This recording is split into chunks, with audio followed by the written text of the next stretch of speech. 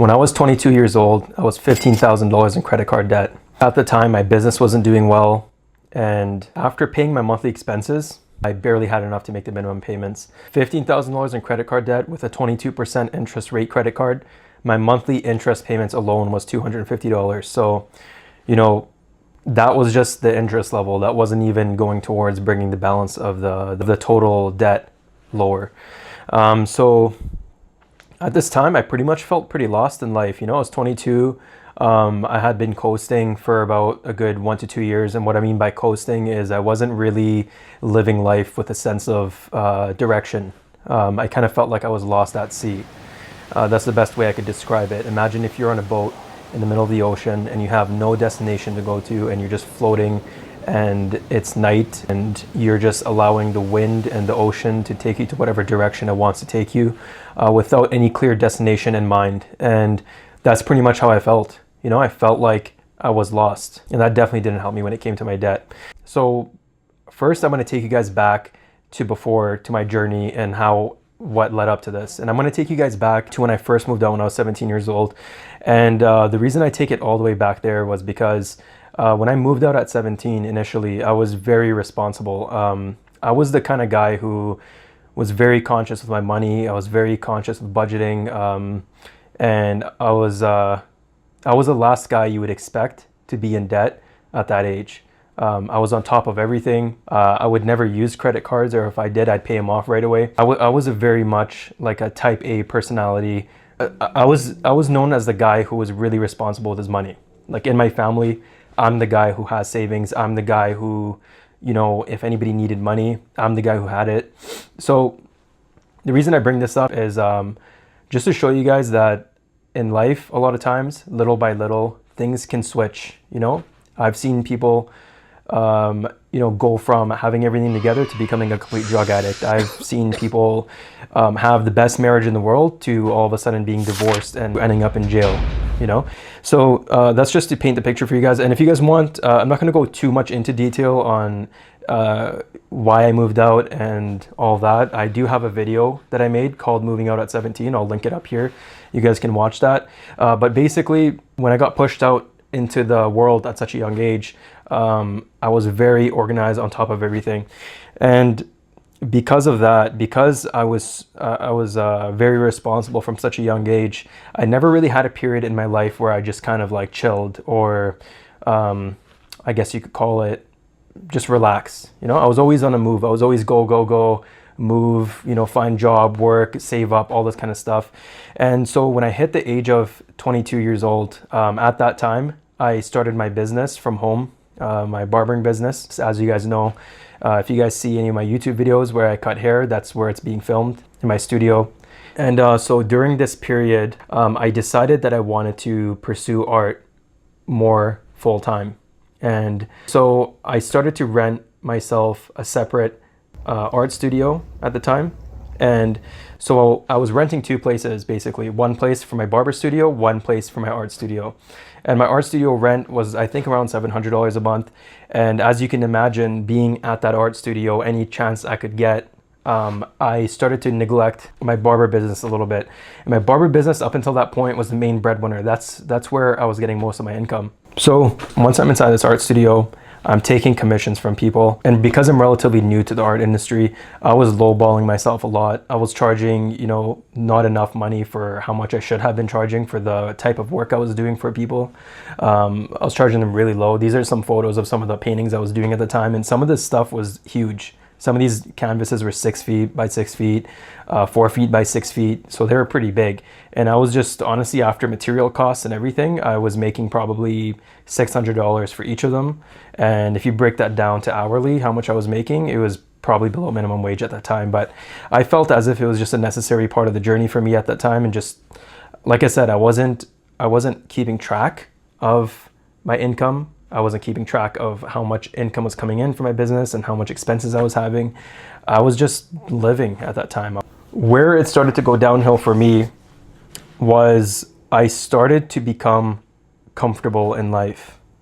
And what I mean by that is that same kind of urgency, that same kind of that same kind of like expectation that I once had on myself when I was 17, when I moved out, I started to remove for myself. I started to give myself more, allow myself to just be more comfortable in life, you know? And a lot of that came from, you could call it, you know, a sense of burnout, because when I moved out, because I had just been so strict, so on top of myself for so many years, and I eventually just kind of like decided, hey, you know what will happen in life if I just let it go and I let life take me to wherever it wants to take me. That's what I decided, because I was so type A most of my life. And then on top of all of this, my spending habits started getting out of whack. Anytime I needed something, I just put it on the credit card. You know, if I needed a new camera, put it on the credit card. If I needed new art supplies, put it on the credit card. And art supplies, canvas, stuff like that, it can get pretty expensive, you know?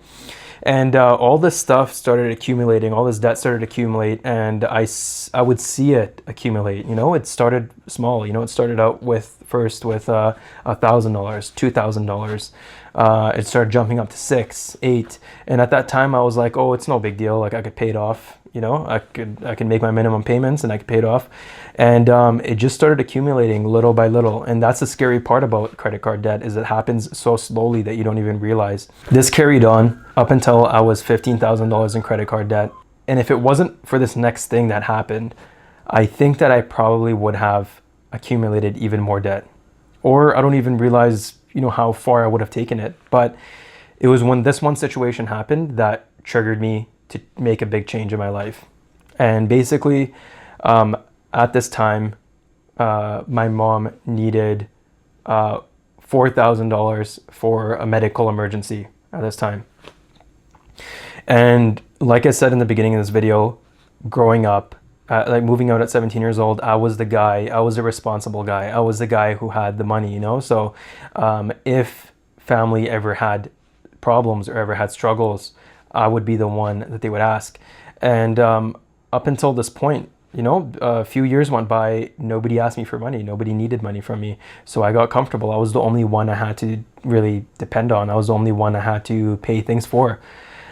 And so when that situation happened, when my mom needed that $4,000, I didn't have $4,000 to give her. And luckily, I hadn't maxed out my credit cards at that point. So I was able to scrape together at least, I think at the time was $2,000-$3,000 to give her, and my sister had to pull out some money out of her credit card to give her too.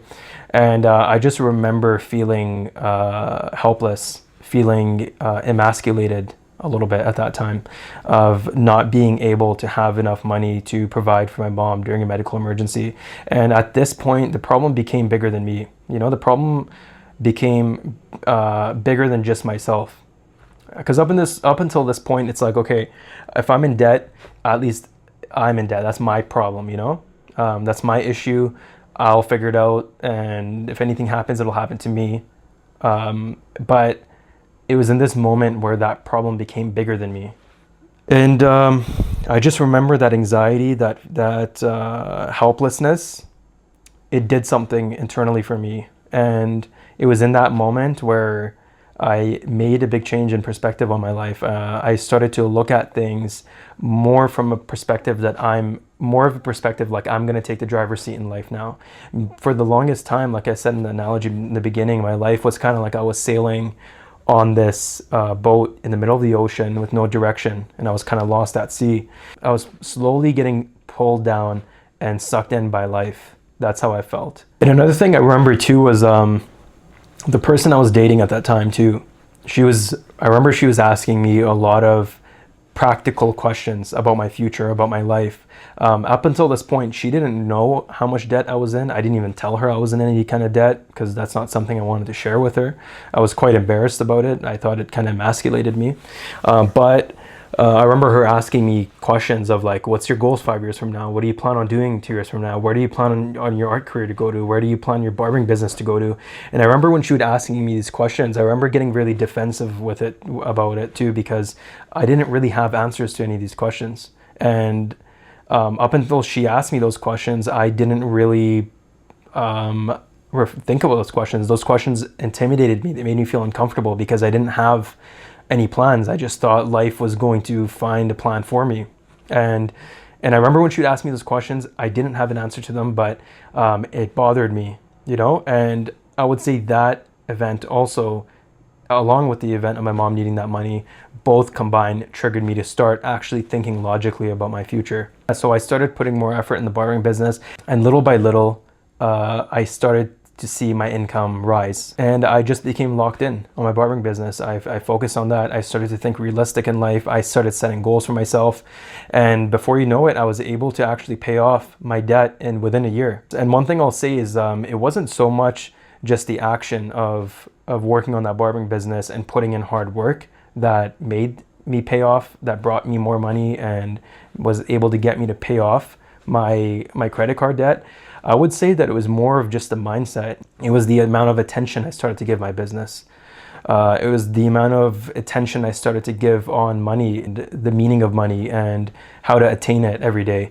It first changed in my mind, I would say. Up until that point, I was very negative about it. I was very much like focusing on the art, and this barbering doesn't really mean anything to me. I don't want to do barbering, all this kind of stuff. And naturally, my business started to suffer for that. And a good book on this topic, it's a really famous book, obviously, and it's Think and Grow Rich by Napoleon Hill. It's been around for forever, and this book really goes into detail on how money is a state of mind first. It comes from your mind. It's a way of thinking, and before you can materialize money in your real life, you got to think rich. You got to think money before you can actually attain it. The biggest takeaways from this story, I would say, if I could reflect back on my mistakes, is the key takeaways is, so the same way how bad spending habits can lead you to debt is the same way how bad eating habits can lead you to obesity. What led me to the debt was not one big purchase. It wasn't one big mistake that I made that landed me $15,000 in credit card debt. It was an accumulation of bad decisions that led me there. Thing number two is never just let life take you wherever it takes you without any clear plan in your own head. Don't be a victim of life, I should say more clearly. Don't be a victim of life in the sense of just let life's circumstance pull you in every direction. You got to take the driver's seat in your life. You got to be a captain of your own boat, and you got to know exactly where you're going.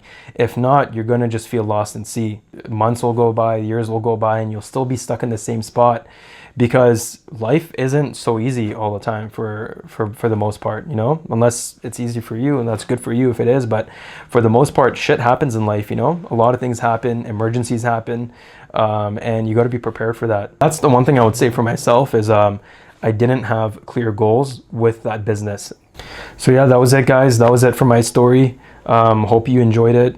And if you guys, you know, need any financial tips or anything like that, I put my email in the description of the video, and you guys can email me your story. Or if you have a story similar to mine, put it down in the comments. I'm definitely interested in hearing your perspective on the situation, if you're going through the same thing, or if you have. I'm just interested in also hearing out your story and how you got out of it. So yeah, thanks for watching, guys, and I'll see you guys next time.